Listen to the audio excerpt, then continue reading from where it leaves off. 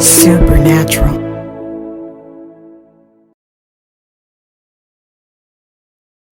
That makes sense.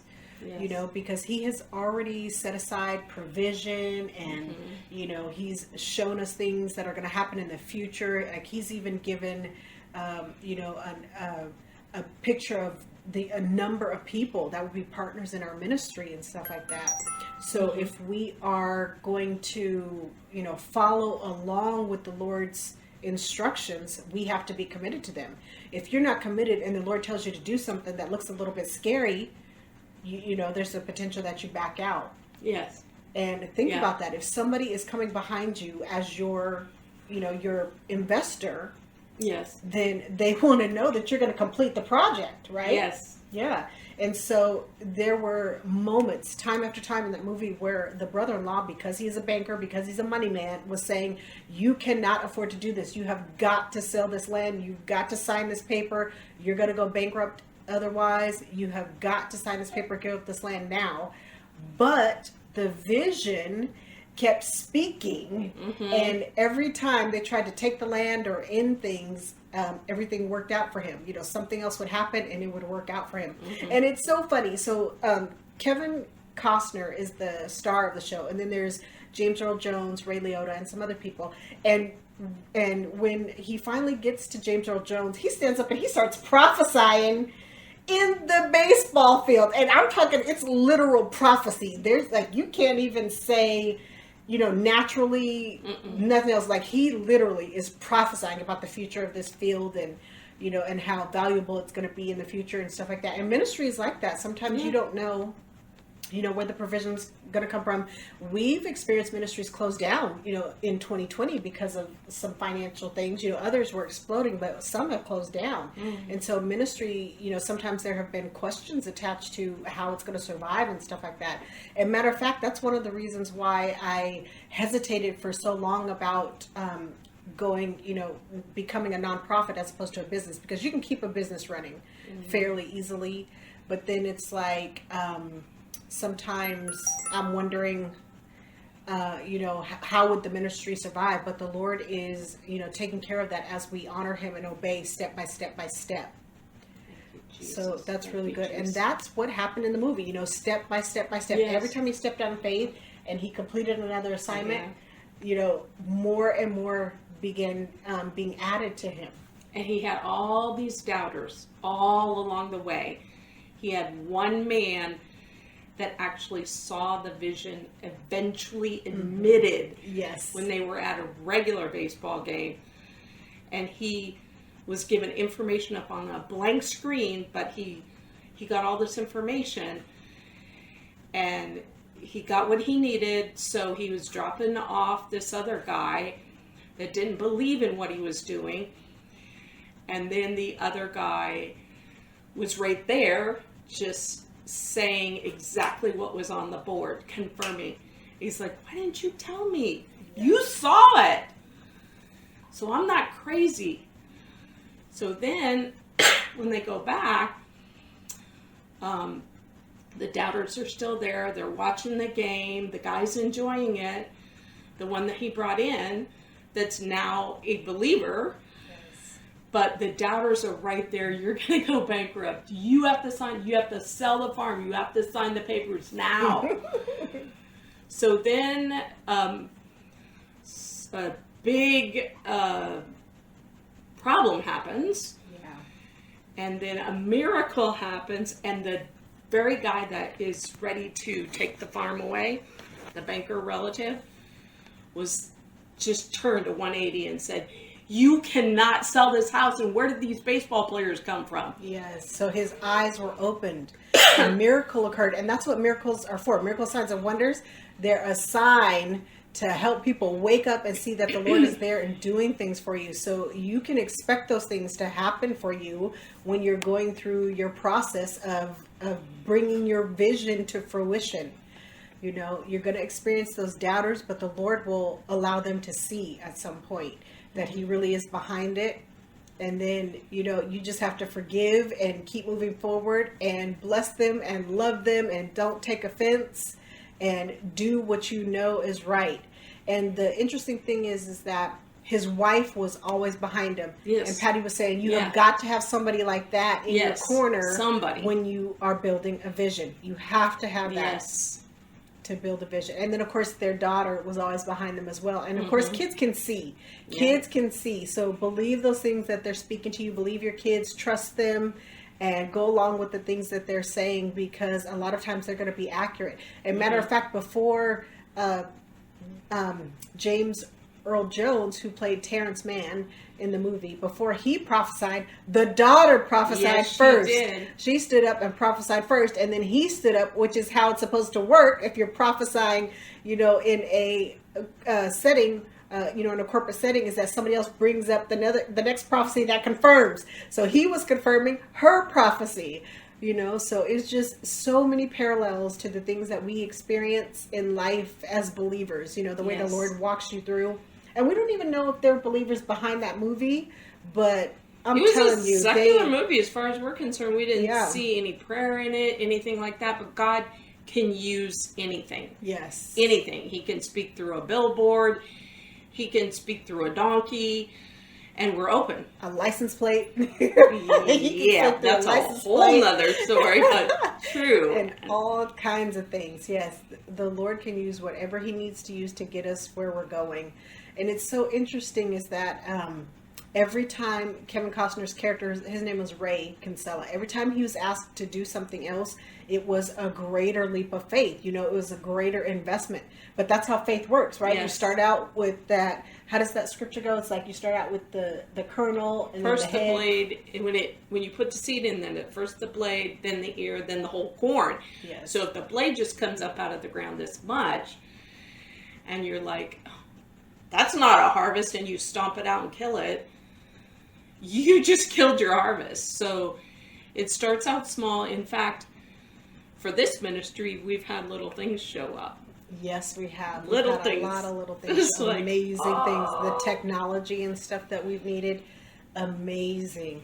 Getting our studio together. Just amazing things. And it's been easy.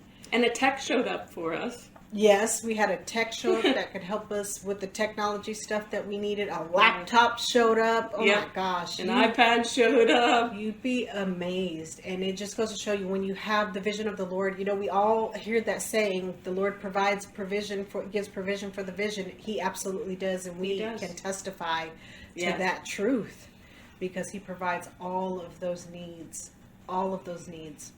And then at the end of the movie, I got to say this, when they said, if you build it, they will come. And he finally said, okay, I'm not going to sign to sell. And the miracle happened, and the brother-in-law was like, don't sell. Then you could see a line of cars, line, just as far as you could see, of people coming. The provision was then coming. It was like flooding in. Yes, and that's the promise that the Lord gave me. If we build it, then the people will come and believe in our ministry, because our ministry is totally unique, and that's one of the reasons that we may experience naysayers, is because, two single women launching out, to run a full-time ministry, and we don't have any men over us, or we don't have any, anything, and we're just going for it according to the word of the Lord.